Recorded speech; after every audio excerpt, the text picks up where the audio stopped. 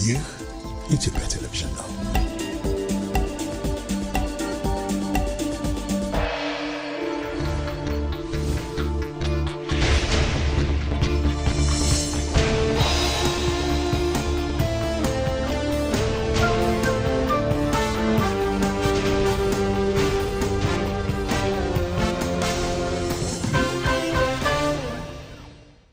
ጥር 28 2018 ዓ.ም ተናስልኝ እንደምን አመሻችሁ። ኢትዮጵያ ቴሌቪዥን ነው። ኢቲቪ 57 ከኢትዮጵያ ቴሌቪዥን 3 ክፍል ላይ ደርሷል። ዋና ዋና ጉዳዮችን ላስታውቃችሁ።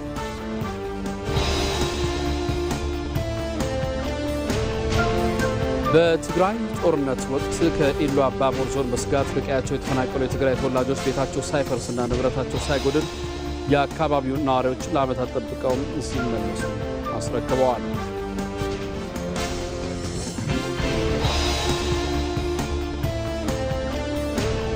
በአማራ ክልል በትጥቅ ትግል ላይ የነበሩ የቀድሞ ታጣቂዎች የምክክር አጀንዳቸውን ለሀገራዊ ምክክር ኮሚሽን አስረከቡ።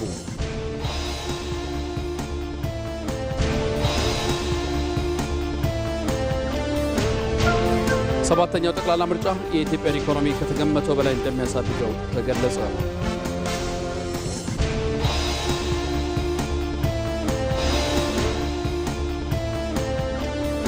የስፔን ኮፓ ዴል ሬይ አንድ ጨዋታ ምሽት ላይ ሲደረግ ሪያል ቤቲስ አትሌቲኮ ማድሪድን ያስተናግዳል። ከስፖርት እንመለከተዋለን።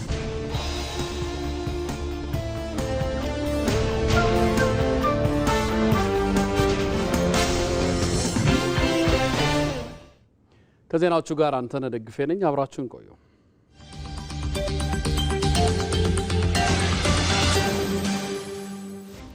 ጠቅላይ ሚኒስትር አብይ አህመድ በፓርላማ ቆይታቸው ስለ ባህር በርና ስለ ሰሜኑ ጦርነት ያነሱት ጉዳይ በበርካቶች ዘንድ መነጋገሪያ ሆኗል።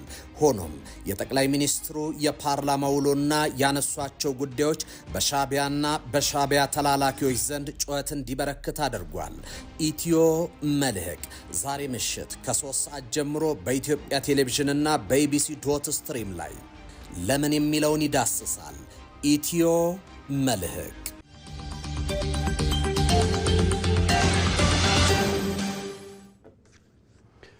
የጠቅላይ ሚኒስትር አብይ አህመድ የማህበራዊ ጉዳዮች አማካሪ ሚኒስትር መዋዘ ጥበባት ዲያቆን ዳንኤል ክብረት የኢትዮጵያ ብሮድካስቲንግ ኮርፖሬሽን ኢቢሲ የሥራ አመራር ቦርድ ሰብሳቢ ሆነው በፓርላማ ተሾሙ። የተወካዮች ምክር ቤት ዛሬ ባካሄደው መደበኛ ስብሰባ ለኢትዮጵያ ብሮድካስቲንግ ኮርፖሬሽን ኢቢሲ 9 አባላት ያሉት የሥራ አመራር ቦርድ ሹመት መርምሮ አጽድቀዋል። በዚህ መሰረት የጠቅላይ ሚኒስትሩ የማህበራዊ ዘርፍ አማካሪ ሚኒስትር መዋዘ ጥበባት ዲያቆን ዳንኤል ክብረት የቦርዱ ሰብሳቢ፣ የጤና ሚኒስትሯ ዶክተር መቅደስ ዳባ፣ በብልጽግና ፓርቲ ዋና ጽሕፈት ቤት የጥናትና ምርምር ዘርፍ ኃላፊ ሚኒስትር ዶክተር አብዱልዋስ አብዱላሂ፣ የቱሪዝም ሚኒስትር ዴኤታ ዶክተር እንደገና አበበ፣ የሰላም ሚኒስትር ዴኤታ ቸሩጌታ ገነነ፣ የኢትዮጵያ አርቲፊሻል ኢንተለጀንስ ኢንስቲትዩት ዋና ዳይሬክተር ዶክተር ወርቁ ጋቸና፣ የውጭ ጉዳይ ኢንስቲትዩት ዋና ዳይሬክተር አቶ ጃፋር በድሩ፣ በአዲስ አበባ ዩኒቨርሲቲ የጋዜጠኝነትና ተግባቦት መምህርና ተመራማሪ ዶክተር ጌታቸው ድንቁ፣ የአብን ፓርቲ አመራር የሱፍ ኢብራሂም የቦርድ አባል በመሆን ተሹመዋል።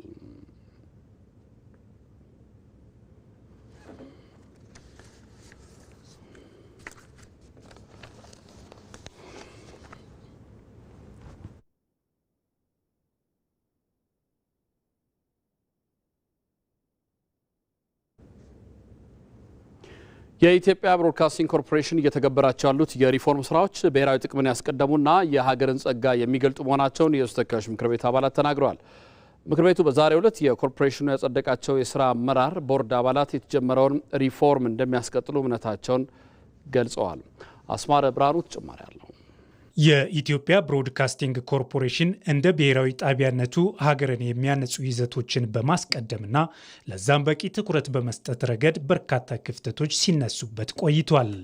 ይህን ክፍተት የተረዳው አዲሱ አመራርም የሀገርን ስም የተሸከመውን ጣቢያ በእርግጥም ውግንናው ሀገር እንዲሆን የሚያስችሉ በርካታ የይዘት ማሻሻያዎችን በተግባር ጀምሯል።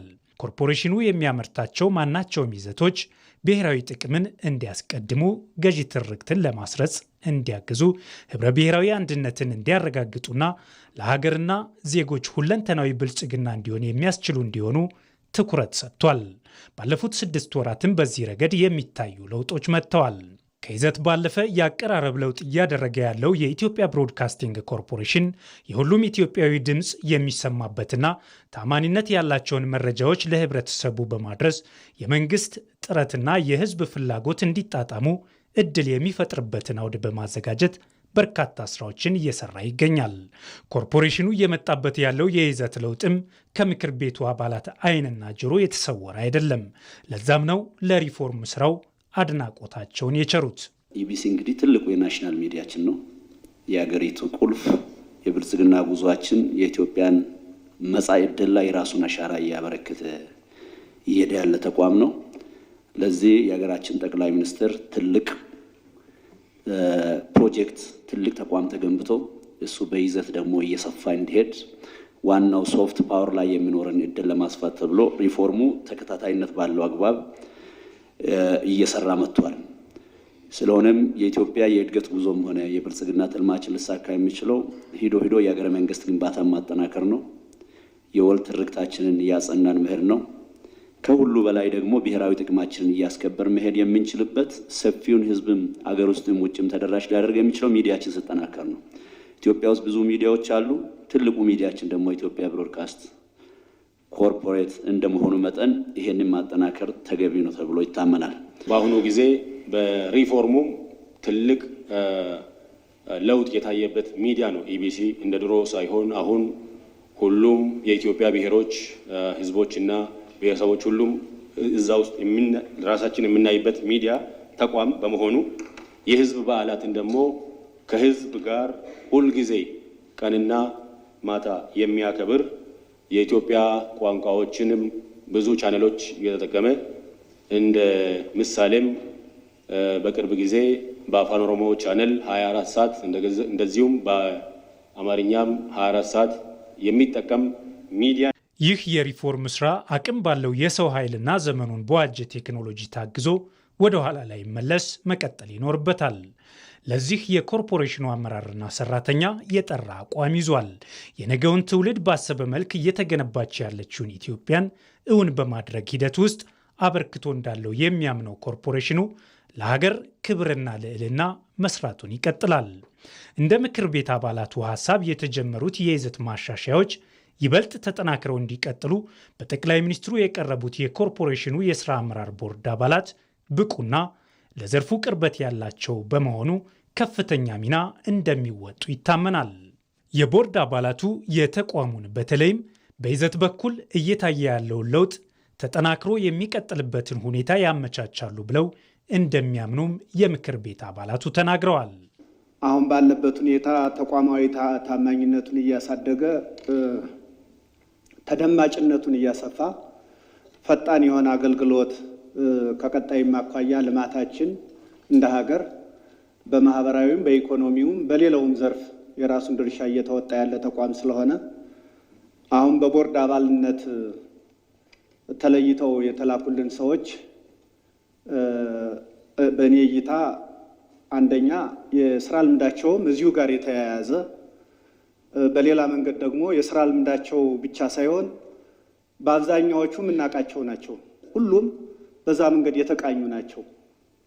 ስለዚህ እኔ የቀረቡበትን መንገድ በግሌ በጣም ነው ማደንቀው። ከቀጣይም አኳያ ይሄ ተቋም የተሻለ እንዲሆን፣ በህዝብ ተደማጭነት እንዲኖረው፣ ታማኝነት እንዲኖረው ሊያደርጉ የሚችሉ የቦርድ አባላት የተካተቱበት እንደሆነ ነው የተረዳሁት።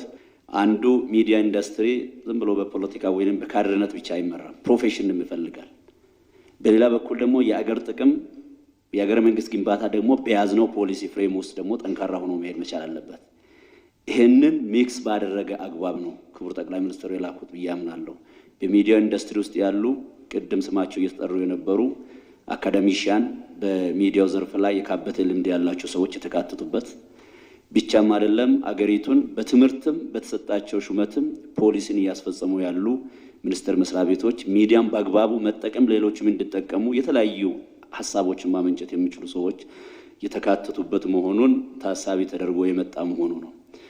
የታጩት ቦርድ አባላትም በትምህርት ዝግጅትም በስራ ልምዳቸው ይሄ የተጀመረውን የኢቢሲ ሪፎርም የሚያስቀጥሉ ስለሆኑ እንደግፋለን ማለት ነው።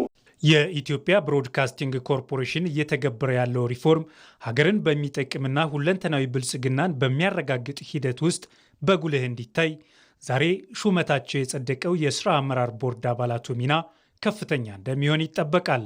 የተቋሙን ስትራቴጂካዊ አመራር ማጠናከር፣ ለህዝብ ወገንተኝነትና ተአማኒነቱን ማስቀጠል ሌላው ለስራ አመራር ቦርድ አባላቱ የተሰጠ የቤት ስራ ነው።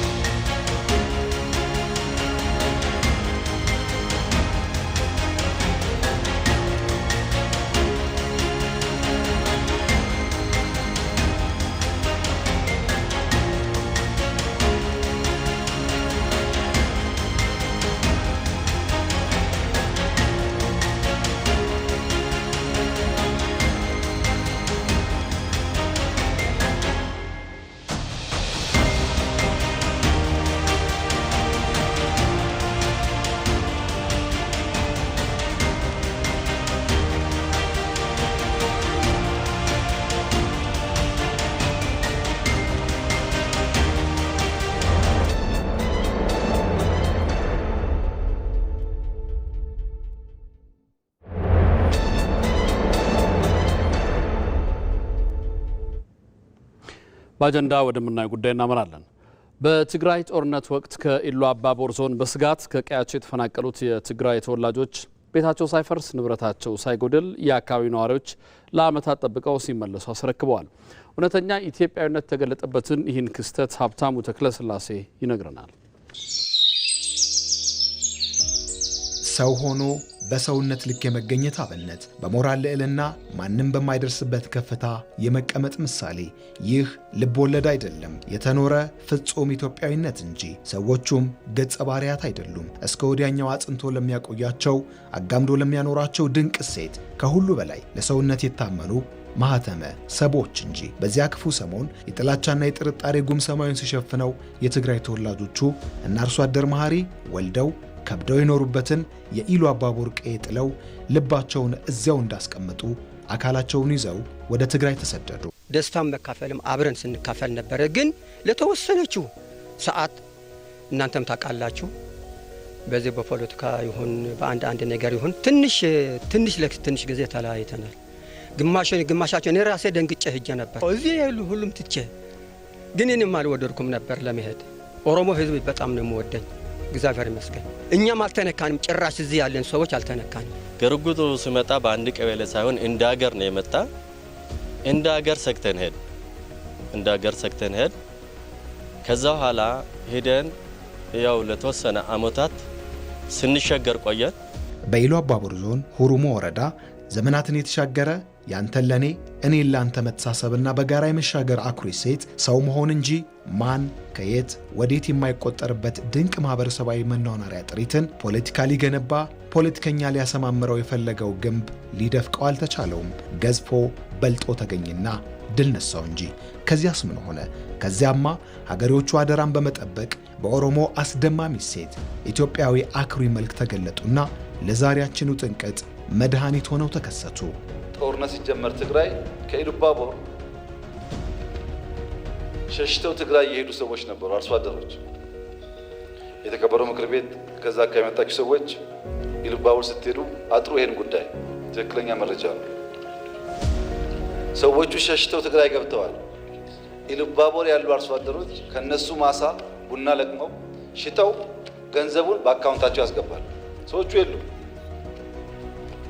ከእርሻቸው ላይ የተመረተ ምርት ሽጠው ገንዘቡን ራሳቸው አካውንት ያስገባሉ። ሰዎቹ የኛ ሰዎች በሌለንበት ሰርተው አካውንታችን እያስገቡ ነውና በቃ እንመለስ ብለው ተመልሰው ኢሉ አባቦር አሉ። እየኖሩ ነው።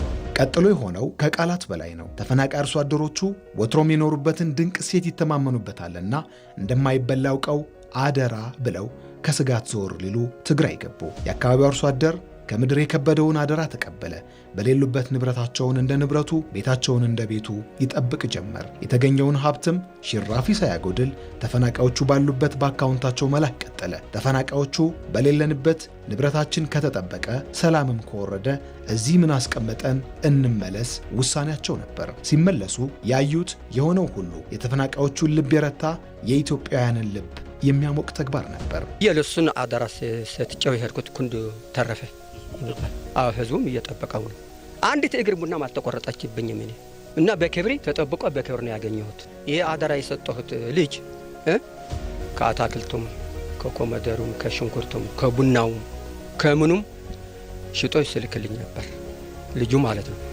ስንቸገር ስንቆይ እንግዲህ ሰላም ወረደ። ከሰላሙ በኋላ ደግሞ በስጋት ትንሽ ሰግተን ነው ስንመጣ እንደ ወትሮ ተቀብሎን እንደ ወትሮ አስተናግዶን ነው የተቀበለን ማለት። የክፋት ነፋስ ያልጣለው የጥላቻ ወጀብ አልናደው የአብሮነት እሴት መሰረቱን አርቆ የተከለው የቤታቸው ግድግዳ ተፈናቃዮቹ ሲመለሱ የታማኝነት ሐውልት ሆኖ ጠበቃቸው። እንደ ትላንቱ ከዲስኩር በላይ ከንግግር ባሻገር የሆነን አስደናቂ ተግባርን ፈጸሙ። ተፈናቃዮቹ ሲነሱ አትሂዱ ደጃቸው ላይ ቆሞ ያሰሙት ውቶታ ነበር።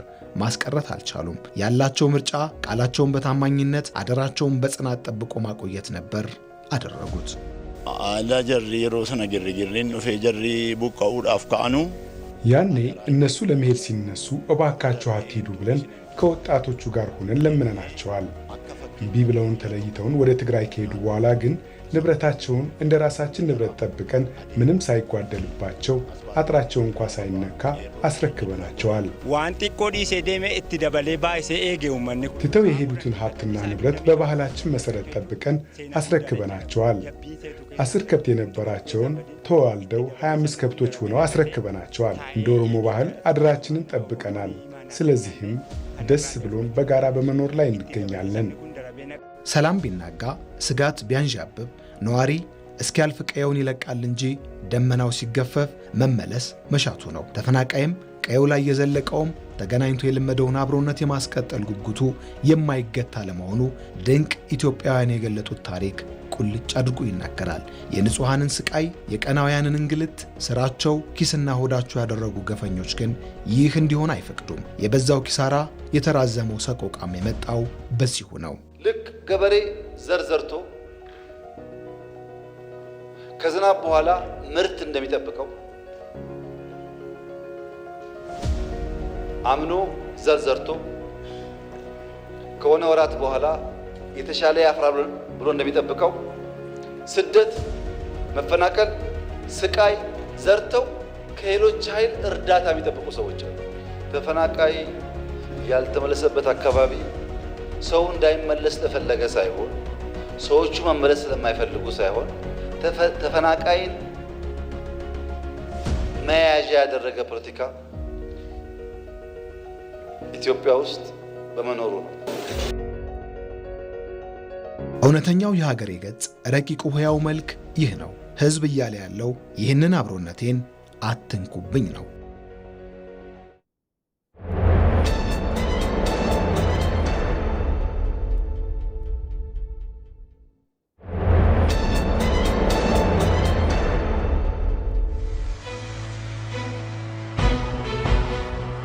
ኢዜማ ባለፉት 5 ዓመታት የት ነበር?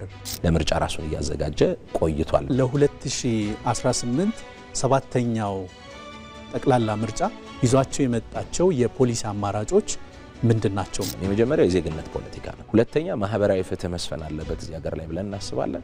በሶስተኝነት የምናነሳው የዚህ ፌደራላዊ ዲሞክራሲያዊ ፌደራሊዝም የምንለው ነው። እጩዎቻችሁን እያስመዘገባችሁ ነው ወይ? በዘንድሮ ዲጂታል ምዝገባ ተጀምሯል። ጥሩ መልካም ነገር ነው ዲጂታል መሆኑ። ምርጫ ቦርድ የሞከረው ሙከራ እኛም ለማስመዝገብ እጩዎቻችንን በማስመዝገብ ደረጃ ነው ያለነው። ኢዜማ በሁሉም ምርጫ በሚደረግባቸው ሁሉም ቦታዎች ላይ ይወዳደራል። ኢዜማ ዲሞክራሲያዊ የሆነ ምርጫ እንዲካሄድ የሱ ሚና ምን ድረስ ነው? ዲሞክራሲያዊ ስርዓት ግንባታ የሚያተባብር እንጂ የሚያፎካከር ጉዳይ መሆን የለበትም።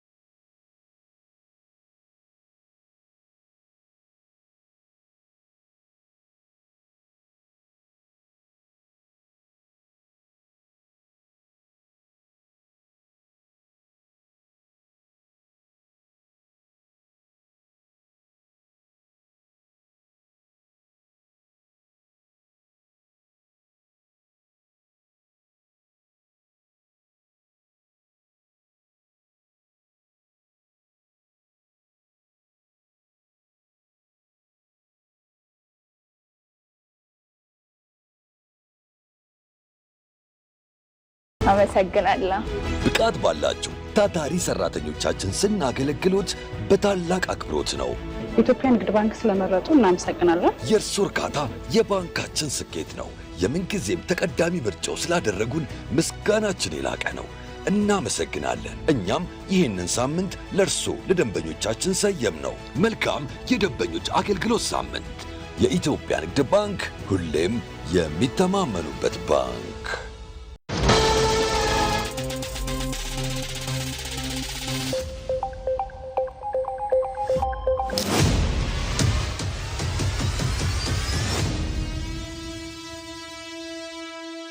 ትልቅ የኃይል ሚዛን አዛብተናል።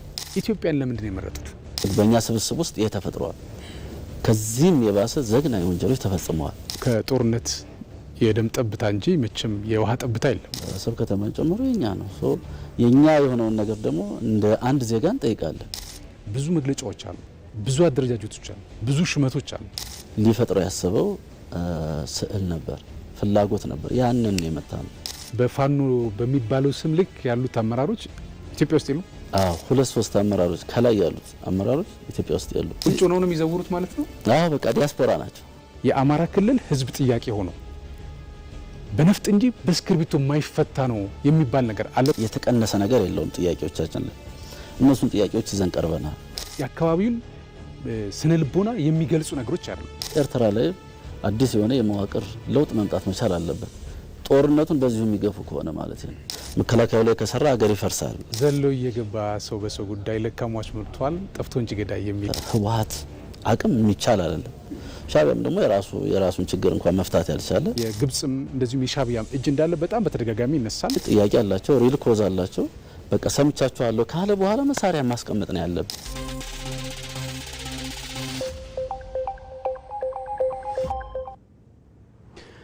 በአማራ ክልል በትጥቅ ትግል ላይ የነበሩ የቀድሞ ታጣቂዎች የምክክር አጀንዳቸውን ለሀገራዊ ምክክር ኮሚሽን አስረክበዋል። የቀድሞ ታጣቂዎች ወደ ምክክር መምጣታቸው ሁሉንም ወገኖች ያሳተፈ ብሔራዊ መግባባት ለመፍጠር ለሚደረገው ጥረት ተጨባጭ ስኬት እንደሆነ ተገልጿል። ባየሙላት ተጨማሪ አለው። በአማራ ክልል ከትጥቅ ትግል ወደ ሰላም የገቡ የቀድሞ ታጣቂዎች ጥያቄያቸው በምክክር እንዲፈታ በሀገራዊ ምክክሩ እየተሳተፉ ነው። ኮሚሽኑ ቀደም ሲል በትጥቅ ትግል ላይ የነበሩ ታጣቂዎችን በምክክር ሂደቱ ውስጥ እንዲሳተፉ ባቀረበው ጥሪ መሰረት አፋሕድና ሌሎች የቀድሞ ታጣቂዎች በምክክሩ ይፈታሉ ያሏቸውን ጉዳዮች ለይተው አጀንዳዎችን በማደራጀት ለኮሚሽኑ አስረክበዋል። በአማራ ክልል ያለው ችግር በሀገራዊ ምክክሩ መፈታት ስለሚችል ለምክክሩ ተዘጋጅተናል ሲሉም የቀድሞ ታጣቂዎቹ ተናግረዋል። በድርድር ችግሮችን ለመፍታት ጥያቄዎችን ለመፍታት አስበን መጠናል። እዚህ ከመጣም በኋላ ደግሞ እንግዲህ የናሽናል ዳያሎግ ቲም አጠቃላይ ሀገራዊ የሆኑ ጥያቄዎች ስላሉ እና ሀገራዊ የሆኑ አጀንዳዎች ስላሉ እነዚህ አጀንዳዎች ተመልሰው አይደለም ወደ በድርድር ወደዚህ የመጣ ነው፣ ወደ ሰላሙ የመጣ ነው። ግን ደግሞ ፕላትፎርሙን ቀየረ። በመሳሪያ ከሚሆን በንግግር በውይይት መፈታት አለባቸው ብለን ያመንባቸውን ነገሮች ወደ ምክክር ኮሚሽኑ ይዘን መጠናል ማለት ነው። በዚህ ምክክር የሀገሪቱ ችግር ይፈታ ብለን እናምናለን። የሀገሪቱ ችግርም ከተፈታ የአማራ ሕዝብም ችግርም በዙ ይፈታ ብለን ስለምናምን ጥሩ ርቀትም ሂዷል ኮሚሽኑ ብዬ ነው የማምነው። የቀድሞ ታጣቂዎች ወደ ምክክሩ መምጣታቸው በክልሉ ያለውን ግጭት በሰላማዊ መንገድ ለመፍታትና ሁሉንም ወገኖች ያሳተፈ ብሔራዊ መግባባት ለመፍጠር ለሚደረገው ጥረት ተጨባጭ ስኬት እንደሆነም ተገልጿል። ከመዋጋት ይልቅ መዋየት ይሻላል ብለን ጥሪ ስናቅርብ ነበር። ያንኑ በተግባር አይተናል እና ከዚህ የተነሳ ለጀመርናቸው የሰላም ግንባታ ሂደቶች መሰረት የመጥል እንቅስቃሴ ነበር። አመጣጣቸውም ሰላምን መርጠው በሰላም አብሮ ከኢትዮጵያ ሕዝብ ጋር ብቻልን በተለይ በአማራው ክልል ትምህርት ቤት ተዘግቶ ያለበት ሁኔታ ነው ያለው። ትምህርት ቤቶቻችን ተማሪዎቻችን ወደ ትምህርት የሚመለሱበት መንገድ አዲስ ተስፋ ለመፍጠር የመጡበት ሁኔታ ስለሆነ እጅግ አስደሳች ነበር። ችግሮችን በጠመንጃ ለመፍታት መሞከር ዘላቂ አለመግባባትን የሚፈጥር በመሆኑ አሁንም በጫካ ያሉ ወገኖች ወደ ምክክሩ እንዲመጡ ጥረት እየተደረገ መሆኑንም ኮሚሽኑ ገልጿል። በጫካ ላሉት ወንድሞቻችን የምንችለውን ሁሉ ጥረት እናደርጋለን። እነሱ መጥተው በዚህ አካታች ሀገራዊ ምክክር ሂደት ውስጥ ተሳታፊዎች እንዲሆኑ እንዳይቆጫቸው ጊዜው እንዳያልፍ ለነሱ ምክንያቱም የዚህ የሰላሙ ተጠቃሚ መሆን አለባቸው፣ የልማቱ ተጠቃሚ መሆን አለባቸውና እነሱም ደግሞ አጀንዳቸው በብዙዎቹ አጀንዳ እውነት ለመናገር ኢትዮጵያን የሚቃወም ሳይሆን ምናልባት አመለካከትን፣ ርዕዮተ ዓለምን፣ አስተሳሰብን የሚቃወም ስለሆነ መሰረታዊ ተቃውሞ ሳይሆን ሀገር ይፍረስ የሚል ተቃውሞ ሳይሆን አካሄዱ ይስተካከል የሚል ስለሆነ እንደው ይሄንን በምክክር ማስተካከል ስለሚቻል ዛሬውኑ እንዲመጡ ጥረታችን ይቀጥላል፣ ስራችን ይቀጥላል። ኢትዮጵያም ሰላም ታገኛለች። አሁንም በትጥቅ ትግል ላይ የሚገኙ ወገኖች ይህንን ታሪካዊና አካታች የምክክር መድረክ በመጠቀም ወደ ሰላማዊ አማራጭ እንዲመጡ ጥሪ ቀርቧል። በውጭ ያሉ ወንድሞቻችን ይህን እድል መጠቀም አለባቸው የሚል እምነት አለኝ። ስለዚህ ያኛው የሄድንበት መንገድ አሁን ባለው ሁኔታ የሚያዋጣ ነገርም አይደለም። የአማራ ሕዝብም ምን ችግር እንደደረሰበት በዚህ 3 ዓመትም አይተናል። ሰላማዊ መንገድ መርጠን አሁንም የአማራን ጥያቄም ሆነ የሀገራችንን ጥያቄ ሰላማዊ በሆነ መንገድ ማስገድ አለብን። በሀገራዊ ምክክሩ እስካሁን 90 በመቶ የሚሆነው ሕዝብ ለምክክሩ ዝግጁ መሆኑን ኮሚሽኑ ገልጿል። የኦሮሚያ ክልል ርዕሰ መስተዳደር ሽመልስ አብዲሳ የሀገርን ብልጽግና በትምህርት በቴክኖሎጂና በልማት ለመደገፍ የስራ ባህል መቀየር ያስፈልጋል ሲሉ ተናገሩ። ርዕሰ መስተዳድሩ በጉጂ ዞን የሻኪሶ አየር ማረፊያ ግንባታን በይፋ አስጀምረዋል። አሳንቲያስን ተጨማሪ አላት። የኦሮሚያ ክልል ርዕሰ መስተዳድር አቶ ሽመልስ አብዲሳ በጉጂ ዞን የሻኪሶ አየር ማረፊያ ግንባታን በይፋ አስጀመሩ። አየር ማረፊያው የሚገነባው በኦሮሚያ ክልል መንግስትና በሚድሮክ ኢንቨስትመንት ግሩፕ መሆኑ ተገልጿል። የኦሮሚያ ክልል ርዕሰ መስተዳድር አቶ ሽመልስ አብዲሳ በመርሃ ግብሩ ላይ ባደረጉት ንግግር የለውጡ መንግስት የህዝቡን የመሰረተ ልማት ጥያቄ ለመመለስ ትኩረት በመስጠት እየሰራ ነው ሲሉ ገልጸዋል። የሀገርን ብልጽግና በትምህርት በቴክኖሎጂና በልማት ለመደገፍ የስራ ባህልን መቀየር አስፈላጊ መሆኑንም አክለዋል። ጫራ ከነት ፈየደምኔ ዲነግዴው መተከ ይህን አጋጣሚ በመጠቀም የህዝባችንን ኢኮኖሚና የልማት ፍላጎት በሁሉም ዘርፍ ለመመለስ እንዲሁም የሚፈለገውን ልማት ለማምጣት በትኩረት እየተሰራ ነው። ይህም ተጠናክሮ ይቀጥላል። ከሁሉም በላይ የሀገርን ብልጽግና በትምህርት በቴክኖሎጂና በልማት ለመደገፍ የስራ ባህልን መቀየር ያስፈልጋል። የሻኪሶ አየር ማረፊያ በጉጂ ዞን ያለውን የተፈጥሮ ሀብት በማስተዋወቅ ጉጂን ግዙፍ የንግድ ማዕከል ለማድረግ ትልቅ ሚና ይኖረዋልም ብሏል። ቡፈኒት ያራኩን መጋላ ሻኪሶ ይህ አየር ማረፊያ የዞኑን ከተሞች ግዙፍ የኢኮኖሚ ማዕከል ለማድረግ ትልቅ ሚናን ይጫወታል። የጉጂ ዞን መሬቱ የወርቅ ታንታሌምና ፖታሽ እንዲሁም የቡና ምንጭ ነው። ከሁሉም በላይ ደግሞ ህዝቡ ወርቅ ነው። ጠንክረን ከሰራን ደግሞ በአካባቢው አትክልትና ፍራፍሬን በብዛት ማምረት እንችላለን። የኢትዮጵያ አየር መንገድ ዋና ስራ አስፈጻሚ መስፍን ጣሶ በበኩላቸው የሻኪሶ አየር ማረፊያ የዞኑን የንግድ እንቅስቃሴ በማቀላጠፍ የሚያግዝ መሆኑን ገልጸዋል። የጉጂ ዞን የሻኪሶ ከተማና አካባቢው በተፈጥሮ ሀብት በጣም የበለጸገ አካባቢ እንደመሆኑ መጠን የዚህ የአየር ትራንስፖርት አገልግሎት መጀመር በመኪና ረጅም ጊዜ የምትጓዙትን በአጭር ጊዜ በማጓጓዝ የእናንተን ንግድም ይሁን ሌሎችን የኢኮኖሚ አክቲቪቲያችሁን በተቀላጠፈ ደረጃ ለመስራት ያስችላል። ኢንቨስትመንት ወደ አካባቢው በቀላሉ እንዲመጣ ያግዛል። ማህበራዊ እንቅስቃሴውንም እንደዚሁ ያቀላጥፋል። የሚድሮክ ኢንቨስትመንት ግሩፕ ዋና ስራ አስፈጻሚ ጀማል አህመድ አስፈላጊውን ድጋፍ ለማድረግ ያላቸውን ዝግጁነት አመላክተዋል። የጉጂ ህዝብም የብልጽግናው ትልቅ ተቋዳሽ ስለሆነ አምራችም ስለሆነ ለዚህ ቀን ስላበቃን እያመሰገን በእኛ በኩል የሚያስፈልገውን ሁሉ ከጎናቸውን ለማድረግ በድጋሚ ቃል እንገባለን። አመሰግናለሁ። የሻኪሶ አየር ማረፊያ ግንባታ 124.5 ሄክታር መሬት ላይ ያረፈ ሲሆን ግንባታውን በመስከረም ወር የሚጠናቀቅ መሆኑ ተገልጿል። ምርጫ በተፈጥሮ የኢኮኖሚ መዋዠቅን ሊያስከትል የሚችል ወቅት ቢሆንም በብልሃት የሚመሩ ሀገራት ግን ይህን ጊዜ እንደ ዕድል ይጠቀሙበታል። ኢትዮጵያ 7ኛውን ጠቅላላ ምርጫ ለማከናወን በጣት የሚቆጠሩ ወራቶች ቀርተዋታል። በተቃራኒው ደግሞ በኢኮኖሚያዊ እድገትዋ የተሻለ አፈጻጸም እያስመዘገበችም ትገኛለች። ጠቅላይ ሚኒስትር አብይ አህመድ ለተወካዮች ምክር ቤት አባላት ኢኮኖሚያዊ ጉዳዮችን ባብራሩበት ወቅት 7ኛው ጠቅላላ ምርጫ የኢትዮጵያን ኢኮኖሚ እንኳን ሊያቀዘቅዝ ከተገመተው በላይ እንደሚያድግ ይጠበቃል ብለዋል። ይህ እንዴት ሊሆን ቻለ? ነጻነት ፍቅሩ በዚህ ጉዳይ ላይ ተጨማሪ ዘገባ አጠናቅራለች። ሀገራት በምርጫ ወቅት የኢኮኖሚ እድገታቸው ሲቀዛቀዝ አሊያም ሲቀንስ ይስተዋላል። ከኬንያ እስከ ናይጄሪያ፣ ከህንድ እስከ ብራዚል በምርጫ ዓመታቸው የኢኮኖሚ መዋዠቅ ገጥሟቸዋል። ይህ ለብዙ ሀገራት ቆም ብሎ የማሰቢያ ትንፋሽ የመሰብሰቢያም ጊዜ ነው። ጠቅላይ ሚኒስትር አብይ አህመድ ለህዝብ ተወካዮች ምክር ቤት አባላቱ ኢኮኖሚያዊ ጉዳዮችን ባብራሩበት ወቅት እንደጠቆሙት ሰባተኛውን ሀገራዊ ምርጫ ለማካሄድ በጣት የሚቆጠሩ ወራት የቀራት ኢትዮጵያ ኢኮኖሚያ እንኳን ሊቀዛቀዝ ከተገመተው በላይ እንደሚያድግ ይጠበቃል ነው። ይህ እንዴት ሊሆን ቻለ?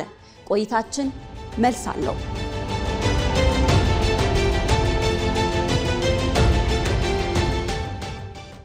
ሰላም ማረጋገጫና እንደ ሀገር መረጋጋት ማሳያ የሚወሰደው የምርጫ ወቅት ለብዙ ሀገራት የኢኮኖሚ መቀዝቀዝ ስጋትን ይዞ ብቅ ማለቱ የተለመደ ነው። ኢትዮጵያ ግን ይህንን ታሪክ ቀይራለች። በ2018 ዓ.ም ለየት ያለ ታሪክም እየጻፈች ትገኛለች። ማሳያዎችን እንመልከት። መንግስት የ9.2 በመቶ እድገት ሲያቅድ ዓለም አቀፉ የገንዘብ ተቋም IMF ደግሞ ትንበያውን ከፍ በማድረግ 9.3 በመቶ ይደርሳል ብሏል። ይህ ማለት ሀገሪቱ ከወትሮው የተለየ የኢኮኖሚ ጥንካሬ እያሳየች መሆኑን ያመለክታል። በእርግጥ የ6 ወራቱ አፈጻጸም መንግስትም የኢኮኖሚ እድገት ትንበያውን ወደ 10.2 በመቶ ከፍ አድርጎ ከልሷል። ይህ የኢኮኖሚ እድገት ከቀጠናው ሀገራት አማካይ እድገት ተብሎ ከተተነበየው የ3.8 በመቶ እድገት አንጻር ከታየ ልዩነቱ የትየለሌ ነው። ምርጫ ሲመጣ መንግስታት የፖለቲካ በጀታቸው ይጨምራል፣ ወጪያቸው ከሚገባው በላይ ያሻቅባል። ኢትዮጵያ ግን አይደለም ፖለቲካዊ በጀቷ ሊጨምር ይቅርና መንግስት ባለፉት 6 ወራት ያወጣው ወጪ ቀድሞ በበጀት ዓመቱ ለማውጣት ከያዘው እቅድም በታች ሆኗል። ጠቅላይ ሚኒስትሩ በምክር ቤት በሰጡት ማብራሪያ እንደጠቆሙት ከሆነም የመንግስት ወጪ ቀድሞ ከተያዘው እቅድ 48 ከመቶ ብቻ ነው። በምርጫም ዓመት ውስጥም ቢሆን ምክንያታዊ ወጪን ብቻ ያስቀደመ አካሄድ አንዱ ኢኮኖሚያዊ እድገትን ለማምጣት ትልቁ አጋዥ ከመሆኑም ባለፈ የተመዘገበው እድገት በውጪ ድጋፍ የመጣ አለመሆኑን ያመለክታል። ሌላው በምርጫ ሰሞን የመንግስት ወጪ የመጨመር አዝማሚያ ስለሚኖረው የዋጋ ግሽበት እንዳያሻቅብ ምክንያት ይሆናል። በኢትዮጵያ ግን ለዓመታት ባለ ሁለት አሃዝ ሆኖ የቆየው የዋጋ ግሽበት ባለፉት ወራት ለመጀመሪያ ጊዜ ወደ ነጠላ አሃዝ ወርዶ 9.3 በመቶ ሆኖ ተመዝግቧል። ይህ የኢኮኖሚው ጤናማነት ከማሳየት በላይ መንግስት በተለይም ድሃ ተኮር አካሄዶችን መከተሉንና አሁንም ህዝቡ ላይ ሊያርፍ የሚችለውን ጫና ራሱ መሸከሙን ያሳያል። በተለምዶ የምርጫ ዓመት ሲመጣ ደግሞ የግል ባለሀብቶች ቆይተን እናያለን በሚል ስሜት ውስጥ ኢንቨስትመንታቸውን ይገታሉ። በአዳጊ ሀገራት ደግሞ የውጭ ቀጥተኛ ኢንቨስትመንት በብዙ መልኩ ሲቀንስ ይስተዋላል። በናይጄሪያና ኬንያ በምርጫ ወቅት የውጭ ቀጥታ ኢንቨስትመንትን ከተመለከትን እስከ 15 በመቶ የመቀነስ አዝማሚያ እንደሚያሳይ መረጃዎች ይጠቁማሉ። በኢትዮጵያ ግን የምርጫው መቃረብ የኢኮኖሚ እንቅስቃሴውን አላቀዘቀዘውም። ይልቁንም ባለፉት 6 ወራት ብቻ 2.3 ቢሊዮን የውጭ ቀጥታ ኢንቨስትመንት መሳብ ተችሏል። ወደ ሀገሪቱ እየመጡ ያሉት ኢንቨስትመንቶችም የተበጣጠሰ አቅም ያላቸው ሳይሆኑ ግዙፍ ናቸው። በስልጣን ላይ ያለው አመራር የመንግስትነትና የፓርቲነት ሚዛኑን ጠብቆ በኃላፊነት ስሜት መንቀሳቀሱና በተለይም ከስልጣን የተሻገረ ነገን ያለመ አመራር መስጠት መቻሉ ከምርጫ ዓመት ተቃርኖ በብዙ መልኩ እንዲተርፍ ሆኗል። በእርግጥ የመደመር መንግስት በማንኛውም ሁኔታ ውስጥ ከልማት ላይ አይኑን የማይነቅል መሆኑ በብዙ አጋጣሚዎች አረጋግጦ አልፏል። ኮቪድ የሁላችን የቅርብ ትውስታ የብዙዎቻችንን ልማት በተገዳደረ በዛ ወቅት የኢትዮጵያ መንግስት ግን ልማትን የሙጥኝ ብሎ ወረርሽኙን እየተከላከለ ቀጥሏል። በጦርነት ወቅትም ቢሆን በአንድ እጁ እየተዋጋ ሌላኛው እጁ ልማት ላይ እንደነበር የቅርብ ጊዜ ትዝታ ነው። ምርጫም ከዚህ የተለየ አይደለም። ከዛሬ የተሻገረ ሀገርን ወደፊት የማስፈንጠር ትልም ሲኖር ከልማት የሚያደናቅፍ ማንኛውም ምድራዊ ምክንያት ቅቡልነት አይኖረውም። ከአንድ ትውልድ የሚሻገር የቤት ስራ አለብን ብሎ የሚያምነው የመደመር መንግስት ታዲያ ኢትዮጵያ የቀደመ ዕዳዋን አወራርዳ የዛሬን እድገት አስቀጥላ ነገን የተሻለ ለማድረግ ከልማት ውጪ አማራጭ የለም። ይህም በምርጫ ዓመት ተጠናክሮ የሚቀጥል እንጂ ለአፍታ የሚቀዛቀዝ እንደማይሆን ደግሞ ያለፉት 6 ወራት በብዙ መልኩ ይመሰክራሉ። በዘርፉ የተከናወኑ ስራዎች በተለይም የዋጋ ግሽበትን ለመቆጣጠር የተሄደበት ርቀት ከስልጣንም በላይ ሀገርን ለማስቀጠል ያለመ ጥረት ማሳያ ነው። መንግስት መሰረታዊ ፍጆታዎችን ከጎረቤት ሀገራት አንጻር በርካሽ ዋጋ እያቀረበ ኢኮኖሚውን ደግሞ እየደገፈ በዛው መጠን እድገትን ማስቀጠል ማለት ለነገዋ ኢትዮጵያ በመጨነቅ የተቀረጸው ፖሊሲ ትክክለኛነት ማሳያ ሆኖ ለምሳሌነት የሚቀርብ ነው። በአመቱ እውን ይሆናል ተብሎ የተያዘው የኢኮኖሚ እድገት ትንበያ በወረቀት ላይ ያለ አሃዝ ብቻ ሆኖ እንዳይቀር መንግስት እየሰራቸው ያሉ ስራዎችና ባለፉት 6 ወራት የተመዘገቡ ውጤቶች ሁነኛ ማሳያ ናቸው። ግብርናው እድገቱ ቀጥሎ የኢኮኖሚ ሞተር መሆኑ ላፍታ አልተገታም። ኢንዱስትሪው በአዲስ አቅም በሁነኛ ማሻሻያ ሐሳብ መዋቅራዊ ሽግግሩ በመልካም መንገድ ላይ መሆኑን አመላክቷል። ማዕድን የብዝሃ ዘርፍ ትሩፋት የኢትዮጵያ ጸጋ መገለጫ ሆኖ አለ።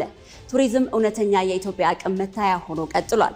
ዲጂታል ዘርፉ በራሱ ከፍተኛ የኢኮኖሚ መሰረት የሌሎች ዘርፎች ሁነኛ መስፈንጠሪያ መሆኑንም አስመስክሯል።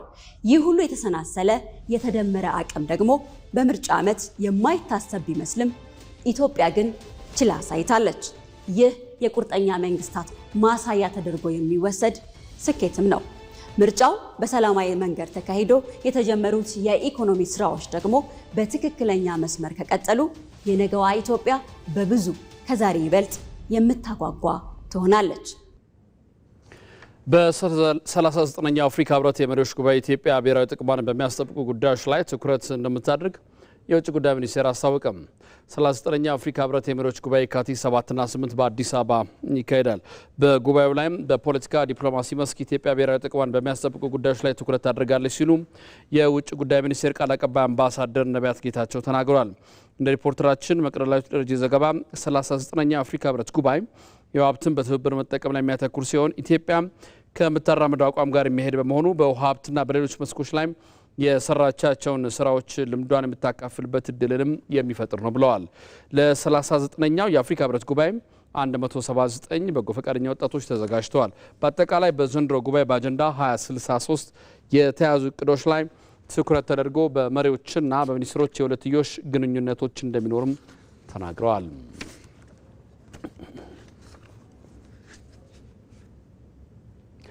በመጨረሻም ስፖርት። የስፔን ኮፓ ዴል ሬይ አንድ ጨዋታ ምሽት ላይ ሲደረግ ሪያል ቤቲስ አትሌቲኮ ማድሪድን ያስተናግዳል። ምሽት 5 ሰዓት በሚጀመረው ጨዋታ ላይ አትሌቲኮ ማድሪድ ግማሽ ፍጻሜውን ለመቀላቀል ከባድ ፈተና ከሪያል ቤቲስ ይጠብቀዋል። ለ144ኛ ጊዜ በሚደረገው የሁለቱ ክለቦች ጨዋታ አትሌቲኮ ማድሪድ በ77ቱ በማሸነፍ የተሻለ ክለብ ሆኗል። ሪያል ቤቲስ በ33 አሸንፎ በ33ቱ ነጥብ መጋራት ችሏል። በሪያል ቤቲስ በኩል ጆቫኒ ሎሴልሶን ጨምሮ ኢስኮ፣ ኤክቶር ቤሌሪና ሶፊያን አምራባት በጉዳት ምክንያት የማይሰለፉ ይሆናል።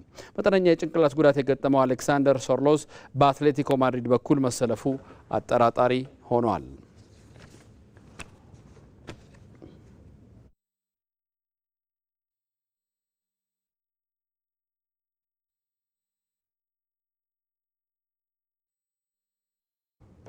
ከኢትዮጵያ ቴሌቪዥን ኢቲቪ 57 አብቅቷል። ስለተከታተላችሁ እናመሰግናለን። አንተነህ ደግፌ ነኝ። ሰላም ደሩ።